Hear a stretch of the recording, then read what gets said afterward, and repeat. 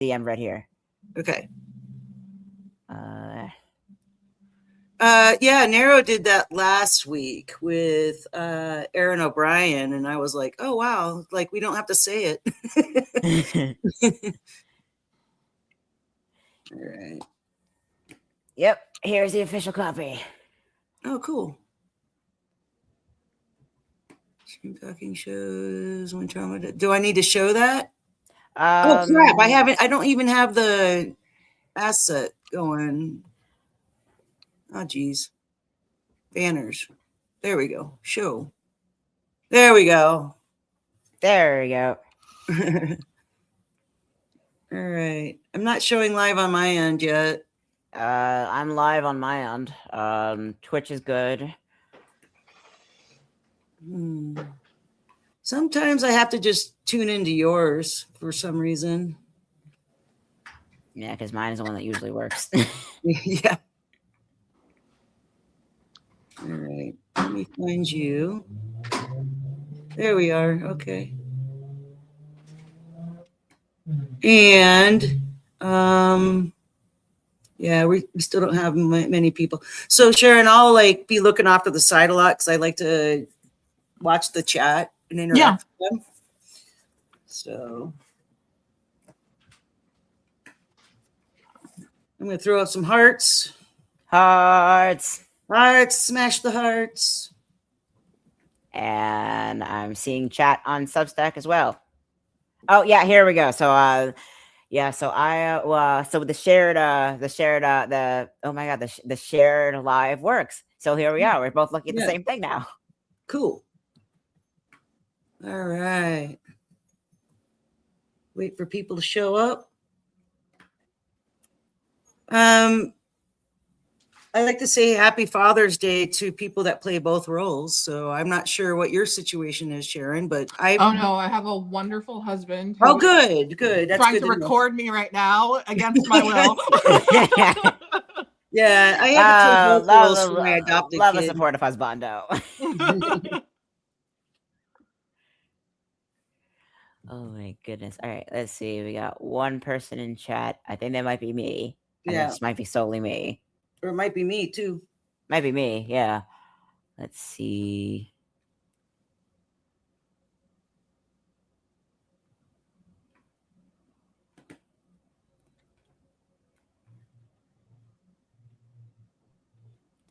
Yep, so there's the live right there.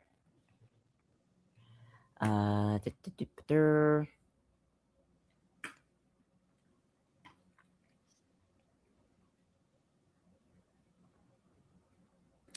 Kimmy's here! All hail the subscription fairy! Kimmy's always with us. I love that. Kimmy's always with us. Kimmy's wonderful. I'm still not seeing people joining on. I might have to refresh. Oh, you guys are good. I wonder if, let's see. Oh, you guys are fine. You had a late brekkie. You can have a late dinner. Furry babies. Mother, I demand sustenance. Okay, Tig. So, somehow you get this. You're seeing people in the chat more than me because I don't even see Kimmy. So I don't know. I think we might be. I think I might be like. Yeah, we're like still streaming in two places, mind you, because I did the double stream. Yeah. Okay. So this is like my stream that I see Kimmy in. Hello, Kimmy. And Joe just joined. Oh, here. I'm gonna pull up your live as well in a different tab, so we have all three running simultaneously, and then I can see who's in whose stream. There we go. Oh yeah, I see your hearts. There we go. Yeah. All right. We have Kimmy, Joe. Hang tight, y'all. You know how we roll. We wait until people join, and then we get going. Joe's here. Yay. Yeah, I just saw that. I think we might have a little bit of a lag between us. Little bit, because we're doing like a joint live on Substack, because it's still technically the same stream key. So yeah.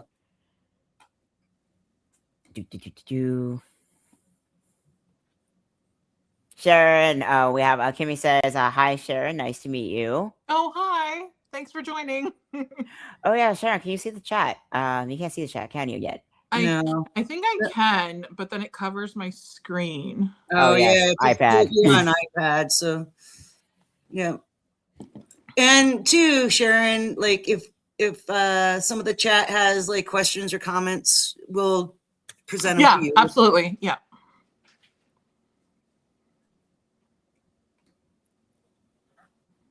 Hello. Oh my goodness.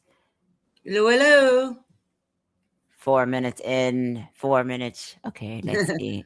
4 minutes later. 4 minutes later with the French accent. With the French, like Tom Kenny is a freaking genius actor. He is. He deserves an award so many times over. Oh my god! I was like making this joke earlier. I've been like binge watching like a lot of episodes and clips from like the second season of SpongeBob for some reason this past week, and it's been freaking hilarious because I actually saw there was a YouTube on a off clip from like 12 years ago. This video was a panel from like original cast of SpongeBob, and they're doing like a full like Comic-Con panel from like 2012, I think it was. And apparently the episode where like the bad words episode where they're like or the nautical noises like censoring the bad words in this episode, in order to record that they actually like went full deal cursing and then put the bleeps over. Oh wow. And that tape will probably never see the light of day, but I wish but could you imagine? Oh my god.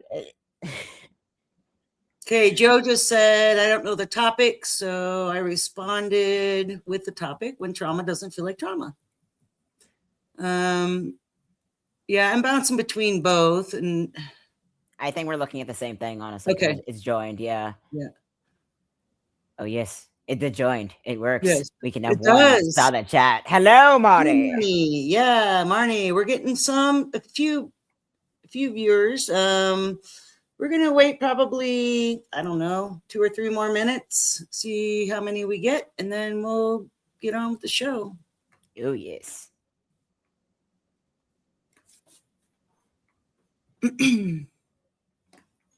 So, Tig, are you going to do the recorded disclaimer, or are you going to just verbalize it?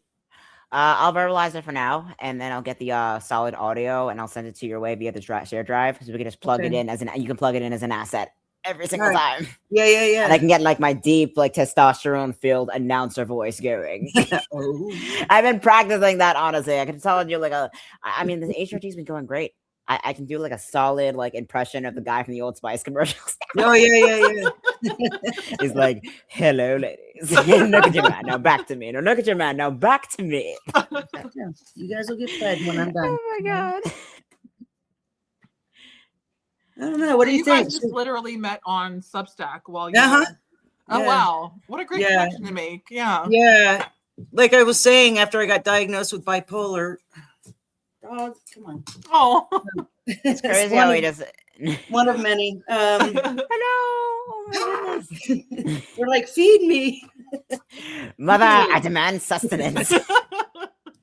Trauma, the title to one of my songs, Scream Like a Yawn, Just Like a Yawn. Nice, Joe. Yeah, you'll have to share that. Ooh. Anyway, so I just did like a personal live right after I got diagnosed with bipolar. Yeah. And like I said, both Tig and my other co-hosts were in the chat. And I was like, hey, does anyone want to come on with me? And, and they both popped on live with me, and it just stemmed from there. So, yeah. Oh, that's awesome. Yeah. What do you think, Tig? How Substack is like, it's so different. The feel is just so different than any other social media platform. Yes. And people feel actually, well, I don't know, in my space, like, I don't know how it is outside my space, but like in my space, I feel like people feel safe to share their most personal things. And like, that really resonates with me, and it means a lot to me, which makes me in turn, like, want to share more. Yes. It's definitely a really good community, Yeah. It's a very special platform that's designed specifically for that, as an alternative to the whole social media problem that we face on a daily basis. It's not like engagement focused. Perspective on that really has been like for me, because I'm not like I like to go and share on social media, but I'm not necessarily a consumer of social media. So you'll see me like I have very few people that I follow, but like I love to share, but I'm not necessarily scrolling endlessly all the time.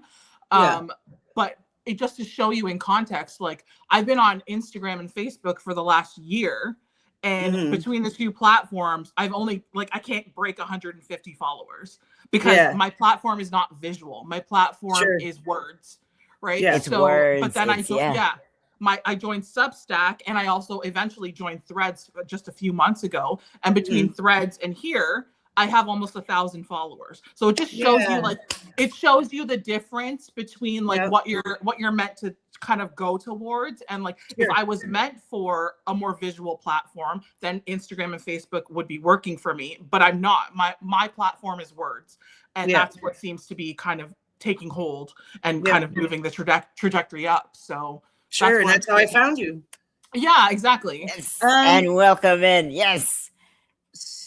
Tig, so we have a few in here. We have Marnie, Kimmy, Joe, Stephen, Tamara, or Tamara. Oh, yes. I think we actually have a solid batch to get started. We're like 10 minutes in, so this is like a pretty good solid start.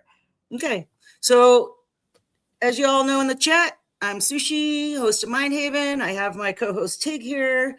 We want to give a warm welcome to Sharon.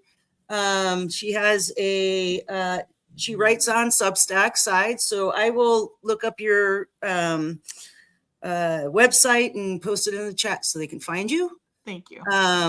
And today's topic is when trauma doesn't feel like trauma. Before we start, we always do a disclaimer, so we'll let Tig take the floor. I guess that's my cue then.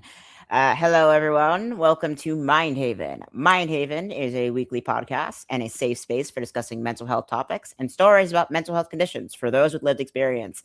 We are not mental health professionals. If you are in crisis, please do not DM the host or participants. Instead, see the sources and links for support and resources below. And without further ado, let's get started, shall we? All right. Welcome in, Sharon. Welcome in, Sharon. And this is your show, so you can introduce yourself, talk a little bit about your history, and the topic you would like to talk about. So obviously I'm Sharon, and I started writing on Substack about 7 months ago. I decided what brought it on was I had written a lot when I was a child growing up. It was kind of one of my outlets. My father was an alcoholic, and he was abusive to my mother, verbally abusive to me and my brother, sometimes physical with my brother.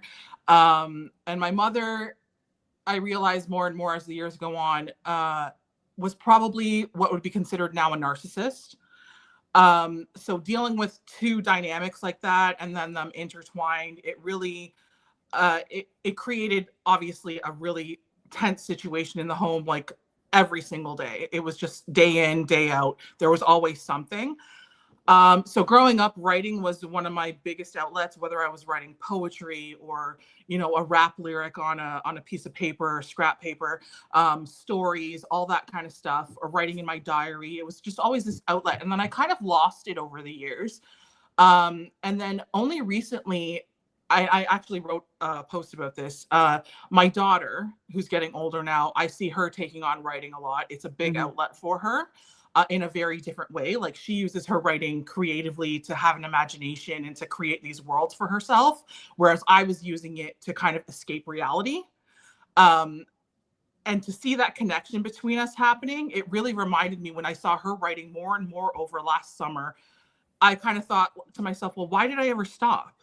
And so it got me started again. And then all of a sudden I found Substack and decided I would start sharing for the first time all this personal stuff, because I just, like I said to you before, it was just something where I felt like if I could help somebody resonate with something that I was going through, then that would mean the world to me, because I knew that I didn't have that growing up. I didn't have that outlet.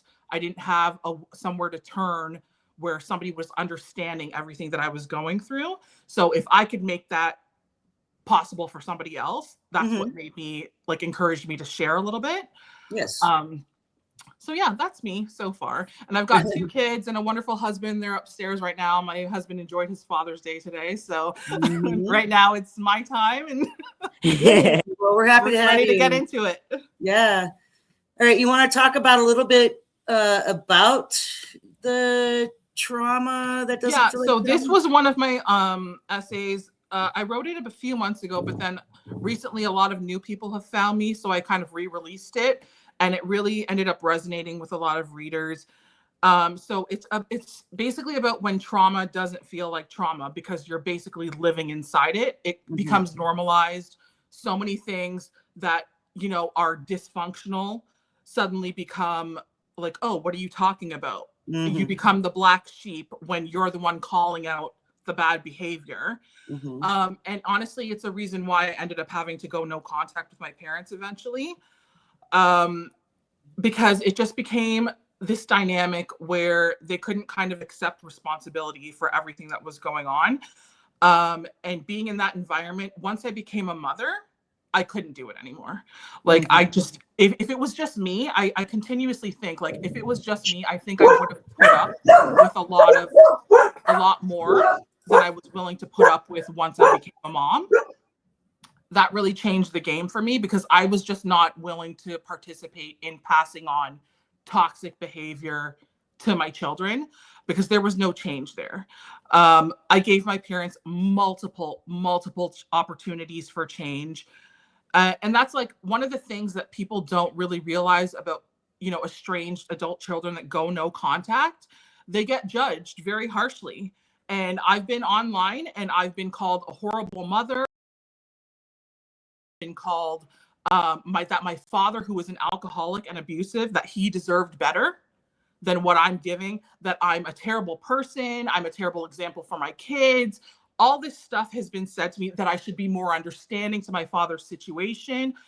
And it just kind of revealed this side of society that is willing to say, instead of looking at what the parent's behavior was, they're looking at the child. As the child, you had no choice in the situation you were brought into. But you have a choice as an adult whether you want to continue it or not. And that's where I decided no. That once I became a mom, the decision was no. And to be online and to have still society be saying, to be looking at my behavior as opposed to my parents, and nobody ever thinking, well, what did the parents have to do to possibly have a child turn away? And the thing is, a child at the end of the day never wants that. That's never the number one choice. A child has often spent a lifetime trying to repair, giving endless second chances, and trying to do everything they possibly can to hold the relationship together at the expense of themselves, to try and keep it together before they finally say, I'm done. And it's just so often that online, and even within my own extended family dynamic, it's been, but they're your parents, but they're your mother, but they're your father. Okay, but have you looked at what they have done to cause what is happening between us now? It's only about the child is ungrateful and unwilling to participate. Oh, you have to forgive and forget. They did the best they could. That's a big one. And sure, do I think in some ways my parents did the best that they could? Sure. But at the end of the day, the best that they could do still wasn't enough. And at the end of you kind of have to make that decision. As harsh as that can sound, your best isn't enough. When you're a parent, you have to realize you're shaping somebody else's future. Absolutely.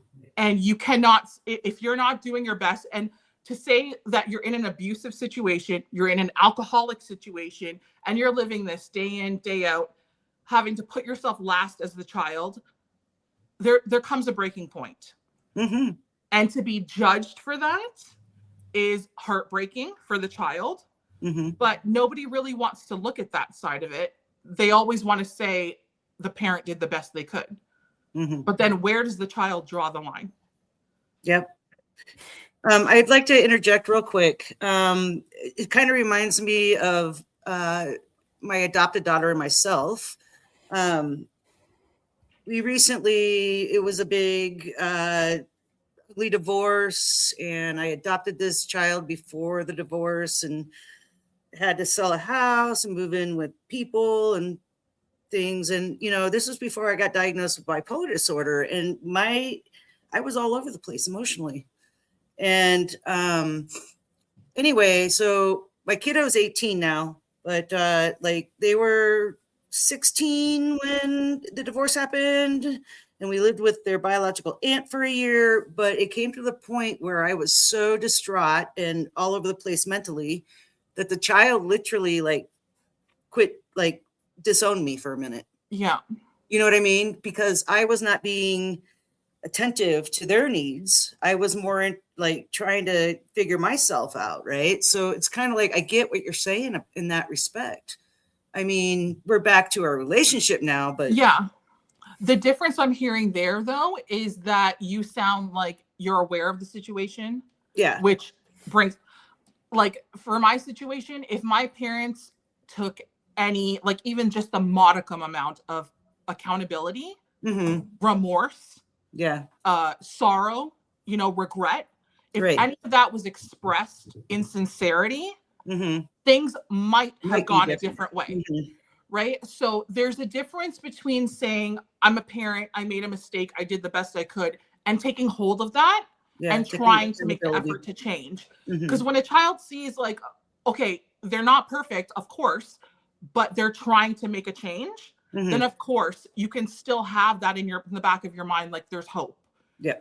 But when there's no accountability, when there's no regret, when there's no taking any kind of responsibility for how you've shaped this person that was in your hands as a child in their formative years, there can be no repair. Yeah. Without accountability, there can be no repair. Yep. And repair a relationship that never existed in the first place. Exactly. Exactly. Where do you start? Where do you build from? There's no foundation there.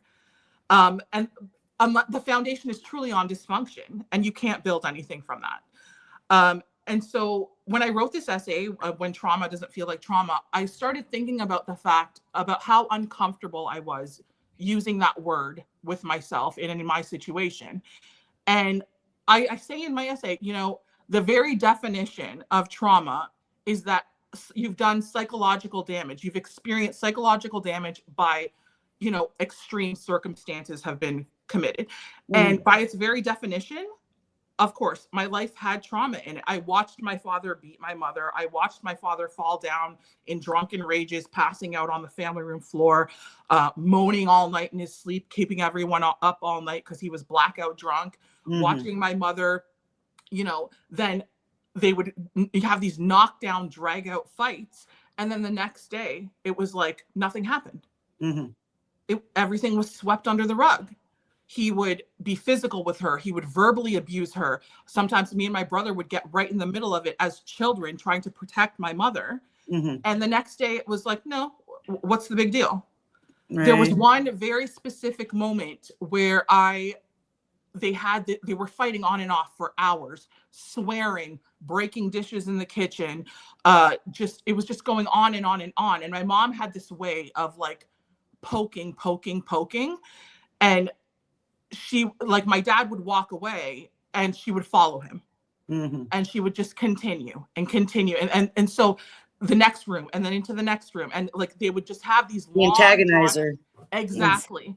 And then he would lose it and put hands on her, and it would just never end. And then the next day, and then he would pass out drunk. And then the next day she would just forget everything. And one time when this happened, she went into the room and watched TV with him, sat down like nothing had happened the night before. And I just thought to myself, like, I wasn't surprised, but I was like, how can you do that? How can you sit down next to the person and chit chat over a TV show after you were breaking dishes in the kitchen the night before, screaming, swearing in front of your children? All this was happening in front of your kids. And I pulled her aside and I said, because I was still mad, like, how weren't you? Yeah. I said, how are you not still angry? How can you sit there and watch TV with him as if nothing happened?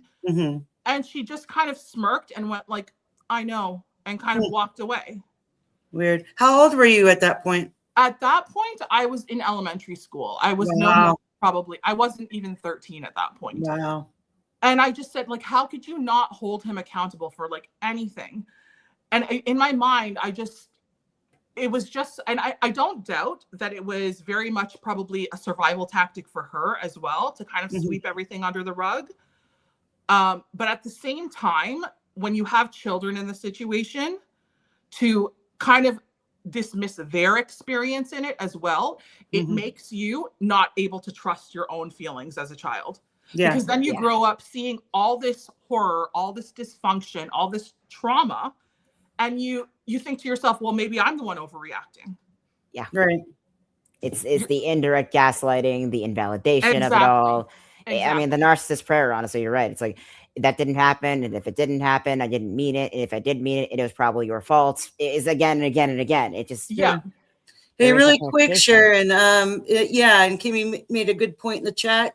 Kimmy says, please tell Sharon that she's receiving a lot of love in the chat, and you are. Oh, thank you. Yeah, I've been so busy, like, kind of skipping back and forth that, you're getting a lot of love. So. Thank you so much. Yeah. I hope it's just, I hope what I'm saying is like resonating with people, because like in this essay especially, I've had so many comments from people talking about how, like, yes, like when you use the word trauma, even though you know up here, it was trauma, definition, it was trauma, here, it feels like I'm telling the little girl who survived everything something different. That I'm telling them that the survival is lessened because now you're labeling it as some traumatic event. It takes away what the strength that little girl had to show throughout all those years, because then it does something to me that my mom did all the time, which was play the victim. And that's always been my number one thing, that I don't want to play the victim, because my mom did it to a T. Sure. She was the one who, yes, she was in a horrible situation. I don't deny any of that. She was, married to an alcoholic who was abusive. She took on all the finances by herself. She had to hide money from my father. She took on a lot. But at the same time, she was willing to, she had a family who would have backed her. It wasn't the situation of, I'm in fear of my husband. I have nowhere to go. I have no job. I have no family. I have no way out. No, she stayed. Yes, she stayed because I think she was as addicted to him as he was addicted to alcohol. And that was the issue at the end of the day. Was he the breadwinner? Like, did she depend on him? They both worked, and my mom worked at the bank actually, and she had a very high position, and they offered her management positions many times. And she did work hard. She didn't drive, so she was going downtown back and forth, taking the train to and from. So she was out of the house from 7 o'clock until 7 p.m. at night. And I was waiting for her on that porch at 7 p.m. at night. On the porch, just a ball of anxiety almost every day, making her promise as she walked in the door, please don't start a fight. Please don't start a fight. And she would promise me all the time. And then she'd walk in and she would start right away. It wouldn't take more than 10 minutes. And she had all the backing in the world. She had siblings that lived within 10 minutes of us.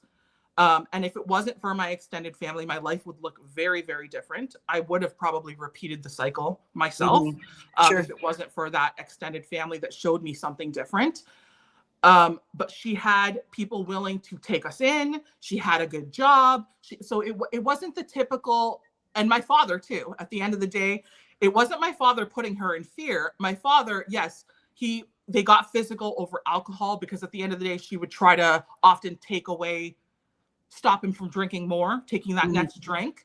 And he would get angry. He'd be drunk. He'd get angry and get physical. Like, no, you're not going to take my bottle away. You're not going to hide it from me. You're not going to do this. But he, at the end of the day, would say right in front of me and my brother, if you want a divorce, because that was her thing, she would threaten divorce often. Knowing she would never follow through. But she would threaten it. And every time she did, he wouldn't say, it wasn't one of these, oh, if you leave, I'll try to find you and kill you. It was, oh, fine. You want to leave? Sell the house, give me half the money, and I'm gone. Yeah. She needed the control. Yeah. And she got off in the control. Absolutely. Absolutely. And even though she had the help, she had the support, she had the financial side on her, like she had a good job, she was unwilling and just unwilling to do anything about it, to change the situation. My brother and I would be crying in her bedroom, begging her to leave. I don't even know how often. And it just would to no avail. And it was at the cost of her children. It was at the cost of her own mental health in the end. And my father ran the show. So yeah. she liked the control. It was chaos and dysfunction and danger. Yes, absolutely. But it was her chaotic dysfunction and danger. And that's she would why tell she stayed. Anybody who listened.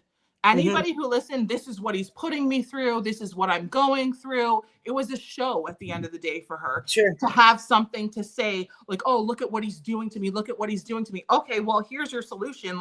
Let's find a solution together, whether it was her siblings, whether it was me and my brother. Let's find a solution together. No. She continued to play the victim. And that was why when I wrote this post and when I wrote this essay, using the word trauma made me feel like I was trying to say that I was a victim. And watching my mother play that role my entire life really just makes me feel like if I do that, I'm trying to tell people, hey, feel sorry for me. Look at me. Look at what I've been through. And that's just not me. Right. Yeah. And I just, I don't want to ever make people feel like they have to feel sorry for me. And that was the big issue when I started to use this word trauma surrounding my writing. Right. I was like, well, it is, but why am I so uncomfortable using it? It is, but you're reflecting back in and like reliving, but also that as a child. But also that association between victimhood and willful powerlessness. Yes. And that's not what was happening here. Exactly. Your mother had total control. She was in power. Yes. So it wasn't victimization on her part. She was in control. It was chaos, but it was her chaos. Yes. So, and it was a victimization on your part because you didn't have that power. I had no choice. Yeah. No. You didn't have power in that situation at all. Yeah, so that's absolutely. Something I think that's something like the word victim and the word trauma has been so messy in terms of their association and definitions because they're tied. They completely disregard who has power in the situation and who doesn't. Yeah. Yes. So absolutely. my other co-host I see is commenting on the YouTube side. Hey, Nero, by the way. Hey, Nero. So Nero says a couple things, trauma bonding, and I am so sorry. And then the next line is addicted to him is the very definition of trauma bonding. Yeah. So just wanted to put those 2 cents in. And so how is that like as a mother now? How have you used those lessons to raise your kids? So basically, once I became a mom, I knew I couldn't continue this for much longer. So I did end up going no contact about a little over a year after my daughter was born. My husband and I, we used to live in another town about an hour away from where we live now. And when we bought this house that we're currently in, it wasn't going to be ready for 9 months. It was a new build. So back then, this was like 11 years ago. And he himself, he had heard all the stories and heard and been around my parents and knew to a certain extent, but he grew up in a relatively normal situation. His dad wasn't around as much. He was a truck driver, but his mom, he put his mom on a pedestal. She was a great mom. She was always there. So relatively speaking, compared to me, he grew up in a normal situation, as normal as it could be. So when we were going to get ready to move into this home, there was a transition of those 9 months. Where are we going to go?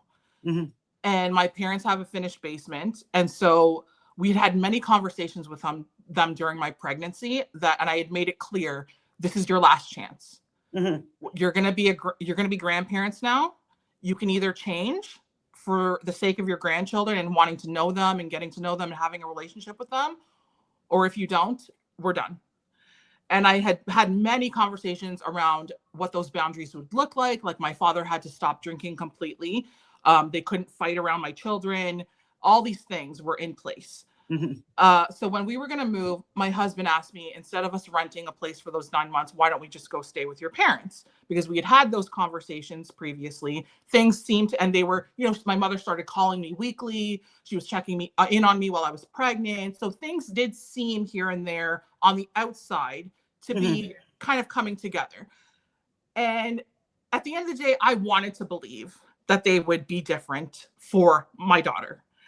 Sure. I wanted that because at the end of, like I said earlier, no child wants that separation from their parents. It's not something that they're the number one choice. It's the straw that broke the camel's back when they choose that. Yeah. So when I was pregnant, all the things were coming into place. My husband finally said, like, it's going to save us a lot of money. We're starting a family. Let's kind of try to do this. It's only going to be for a few months. We know there's an end date, so let's just try it. So we did. And I don't regret it because it's still like, it showed me the fact that they couldn't change. So, and I am grateful for the fact that my daughter was a newborn and she'll never remember being there. She'll never remember them. She'll never remember what happened, but it was the same thing. I moved back in to the same parents that I moved away from years before. Yeah, that's they were still fighting. My dad was still drinking, although he was hiding it better, or so he thought. I was finding bottles in the closet. I would catch him in the wine store and he would say he's chatting with a friend, but I knew he was coming home with wine at the end of the day. And then I'd find all these things and then they were just arguing. And I'm here as a new mom, a newborn baby who would never sleep unless she was attached to me. And I'm going crazy with sleep deprivation myself. And they're above me yelling, screaming, stomping. One day I just went up there and I was in tears and I begged them because I had just gotten my daughter down for a 20-minute nap and I myself wasn't able to sleep because I was pumping. So I'm trying to do this. I'm just trying to get 20 minutes where she's not on me, basically. And they start fighting. They're stomping. They're screaming. They're arguing over my dad wanting to go take this trip to India.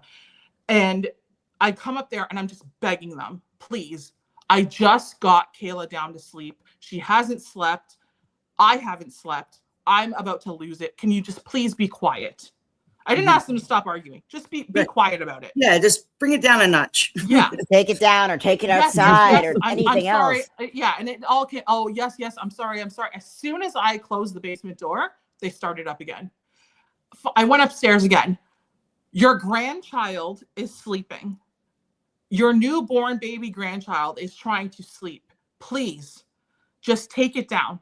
No, it didn't happen. And so in that instance, I just sat there. My daughter then finally started crying. I was in the basement by myself, just bawling. And I'm breastfeeding her and just thinking, I cannot let this poison touch her. I can't. So when it was time, when our house was finally ready and it was time to move in, they came to my daughter's first birthday. We moved in a month before my daughter's first birthday. They came to her party. And after that, I just realized I don't want to pass this on to my kids.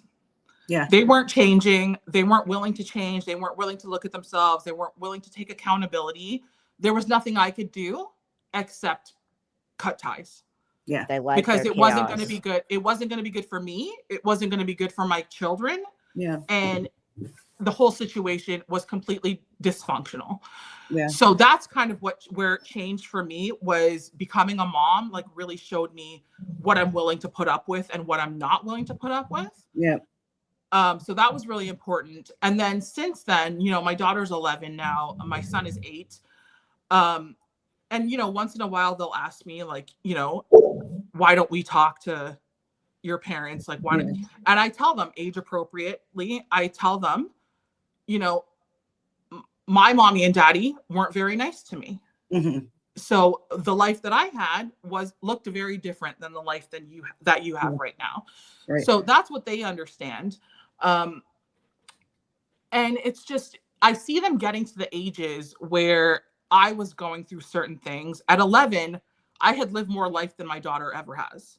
Right. I had you know, I was parentified. I was, you know, doing things around the house that, you know, keeping secrets from friends because they wouldn't understand, putting a smile on my face every day for school when I knew I was dying on the inside, and what I was coming home to, a ball of anxiety at home, all these things. And then I look at my daughter at age 11, and she's so carefree. You know, she puts her head to the pillow and she sleeps every night without a worry in the world. And it's just, I wouldn't be able to imagine a life that would put those burdens on her that I had on me at that age.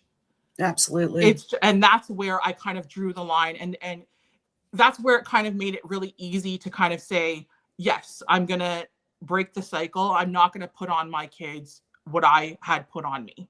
Great. Real quick, Joe, you can respond in the chat. Is that question for Sharon? Did you ever have a list of chores as a babysitter? I guess is the question. Like you were babysitting your parents, or I'm not sure if that's the question. So I did, yeah. So I did most of the housework. My parents were really old fashioned. Like we come from an Indian background. So a lot was put on my brother's older than me, but when it came to housework, a lot more was put on me than was put on him. And that's not his fault. Like it was just the way the dynamic was. Sure. But there was this expectation of me that wasn't ever put on him. Different expectations were put on him. Different burdens were put on him as the oldest son. But for me, it was more, it was more guilt put on me. Right. If I said no to something, I was guilted and guilted and guilted until I said, until I finally gave in. Whereas if my brother would say no to something, they would leave him alone. Yeah. So always has to stay. The daughter is not allowed to say no. Yes, absolutely. And that's the way the dynamic was. And don't get me wrong, my brother had a lot put on him as well, being the oldest and being a boy. And he got into physical altercations with my dad at certain points in life, because once he got old enough to try to physically defend my mom, he would. And, you know, my father being in these, you know, drunken rages, had no regard for whether that was his son or not. It was just, you know, I want what I want when I want it. Yeah. And that was it. But yeah, I did have chores that needed to be done, but at the end of the day, they weren't so strict about them getting done because they were so intertwined within themselves that a lot of, like, we were neglected. We were really, really neglected. So at the end of the day, yes, I was told you have to do this, this, this, and this around the house, and it needs to get done. But was anybody checking up that it was really done? No. Yeah. It wasn't chores or like work for the sake of work. It wasn't like they didn't enforce chores as a means of control over you. Absolutely. You kind of just fell into the chores because someone had to get them done, and they were addicted to the chaos. And then Joe makes another point, like the chores were what kept you in line. Yeah, and okay, so I wouldn't say that I actually was in line especially during my teenage years. Sure. But looking back, I wouldn't say I was a rebel either, because in my home, it was like I was 16, 17, wanting to start to date boys and all that kind of stuff. That's the age you kind of do it. But for some reason, I was the oldest girl in my family among my cousins as well. So a lot of that stigma of like, oh, you're going to go out and date now, that was kind of put on me too. My cousin, who's 5 years younger than me, who is a girl, got away with a lot more than I did 5 years earlier. And so like I was wanting to do like these normal teenage things, go out and date, go out with my friends, you know, go to prom after party, things that my brother was allowed to do at my age.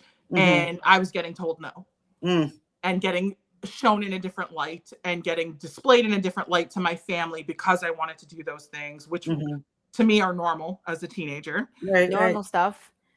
So there was a lot of stuff I ended up doing behind my parents' back, and not necessarily because it was bad, but because I wanted to live my life. Sure.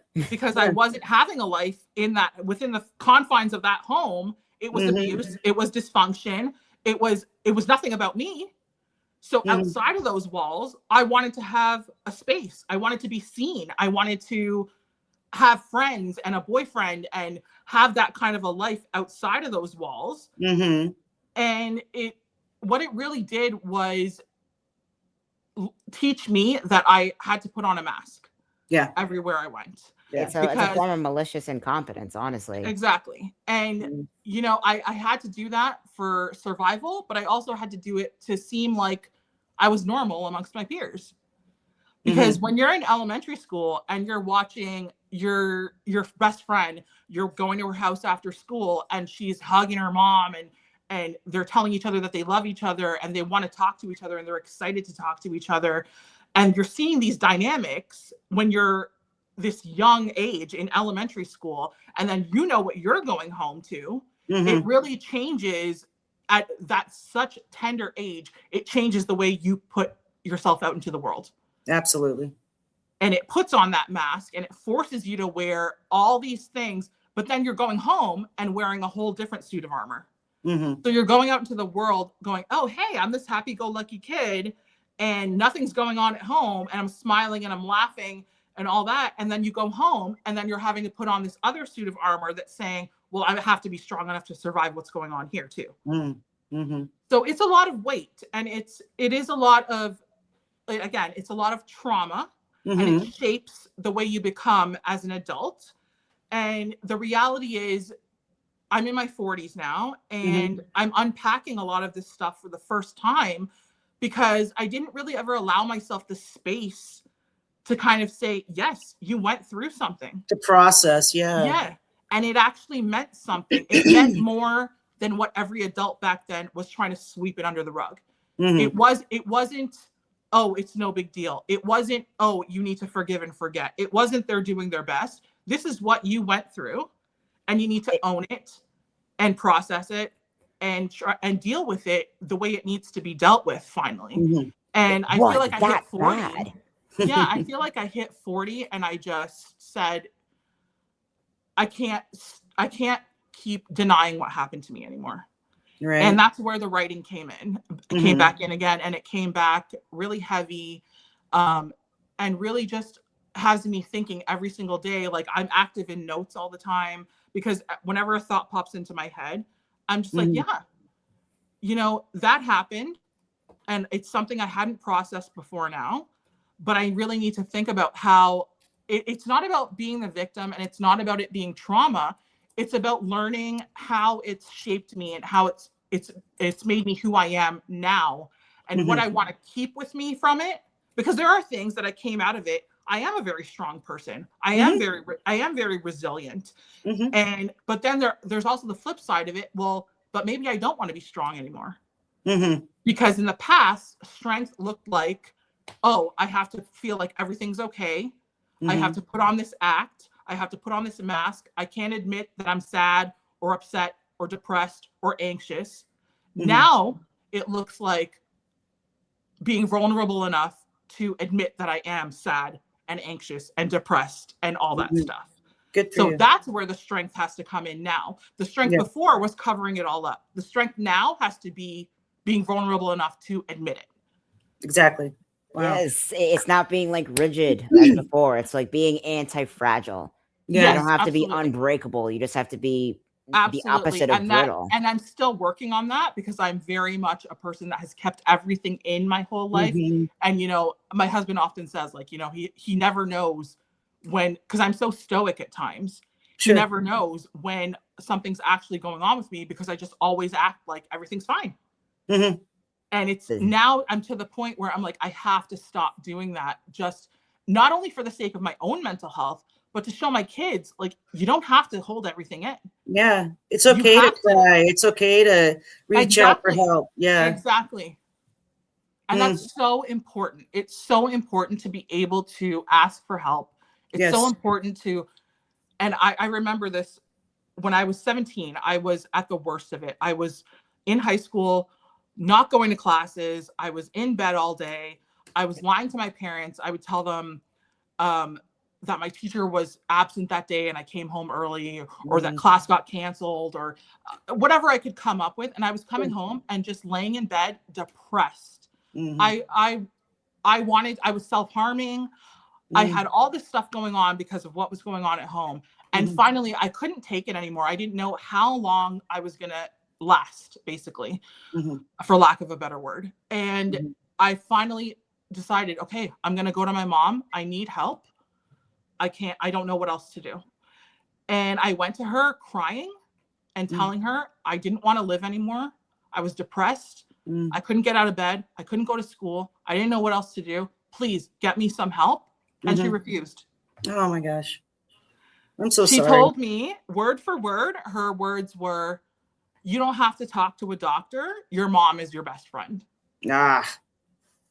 And this was after 17 years of narcissism and her paying more attention to my father than her kids. Like, so I don't know where the best friend thing came in, but gaslighting. Really what it was at the end of the day was that she was ashamed and she didn't want to get me the help that I needed because it would make her look like a bad mom.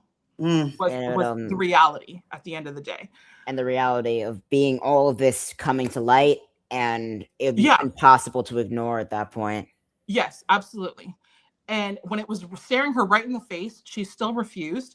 And I remember shortly after I turned 18, and I went to my vice principal because I hadn't been to classes in weeks. I was at risk of not graduating out of some of my classes. And my vice principal said something to me that turned everything around and said, you're 18 now. You don't need your parents' permission to get the help that you need. And right after that, I went to my family doctor. I got a referral to a psychiatrist, and everything kind of went from there.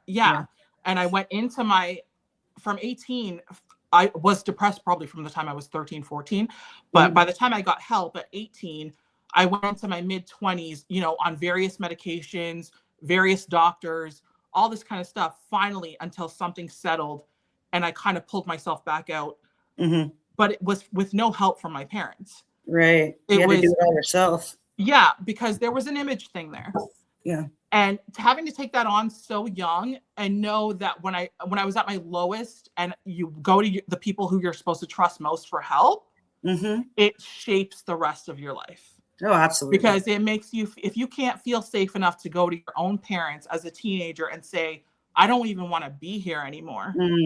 And they refuse to get you the help that you need. It makes you mistrusting of every person after that. Sure. Yeah. Understandably. Like, I couldn't even imagine, that trauma circle that, you grew up in. I mean, I look back on my childhood and, I was a little bit pissed that my parents were so strict, but I still had a great childhood. Yeah. It was a good, loving home. We are, Sharon, you are getting lots and lots more love in the chat. So much love in the chat. Yeah. Thank you. My God. And I did want to add to the hour. Yeah. Oh, Joe asks, what person listened? So when you went out to seek help on your own, who was it that listened to you? I honestly went to my family doctor. Okay. And then ended up getting a referral to a psychiatrist. And then I saw the psychiatrist for a few years. Finally found the right combination of medications. And I was really proactive after that because when I went to my vice principal and she said those words to me, it really changed everything for me because I realized if my own mother wasn't willing to save me, nobody in this world is going to. So if I want to be here, I need to really do it. Yes. And I did. And in Toronto, we have something, it's called CAMH. It's the Center for Addiction and Mental Health. So not only was I seeing a psychiatrist, I went to all the programs that he referred to me to, which was about anxiety, which was, group courses about depression, group courses about anxiety, and you're working with these other people. I even did a trial study just because I was so desperate to kind of pull myself out of this. I was on lithium for a while, which was one of the experimental studies. Yep.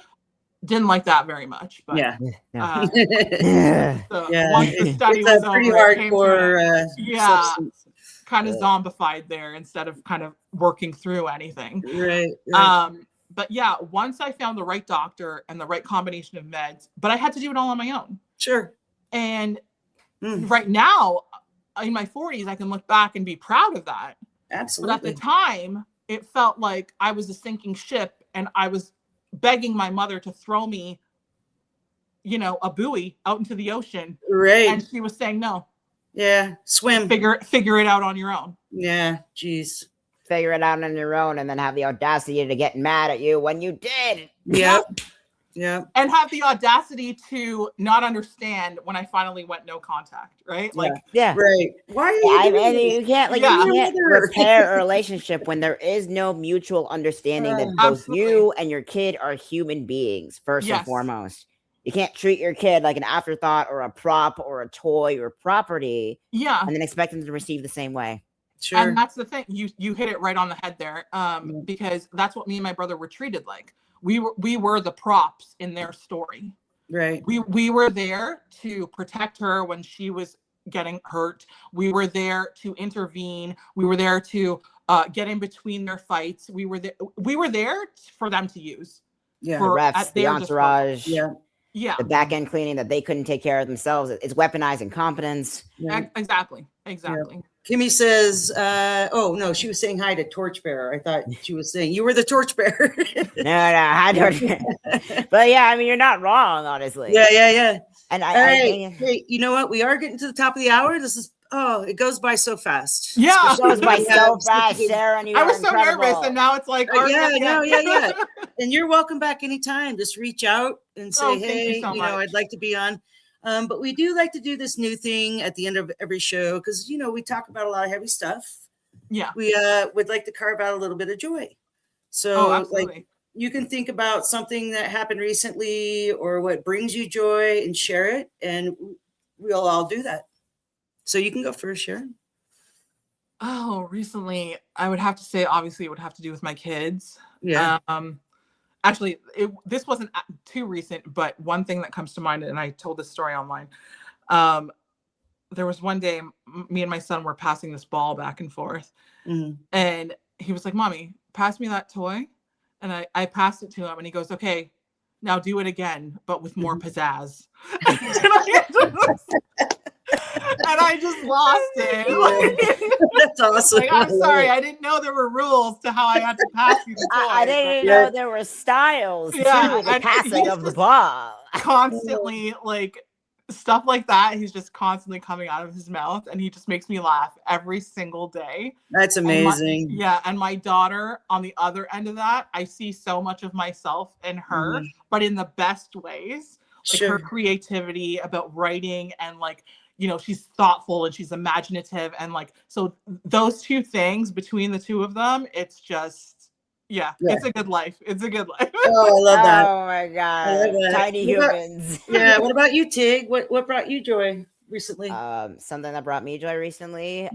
Two things. I finished a major design prototype for a new invention I've been working on for a few years now. Oh, wow. It's patent worthy. I'm really, really excited for it. Because I may have accidentally made 2/3 of the mining industry obsolete without realizing it.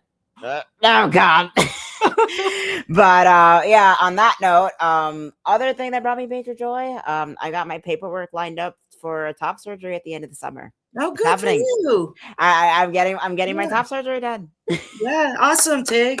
So Tig is transitioning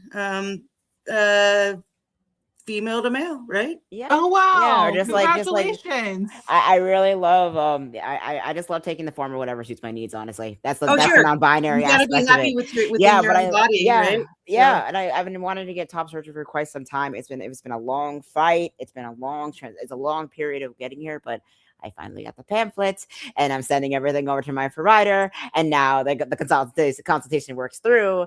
And my friend actually from upstate, I've been friends with like for 15 years. He actually owns a media company and he joined me for like content creation going forward.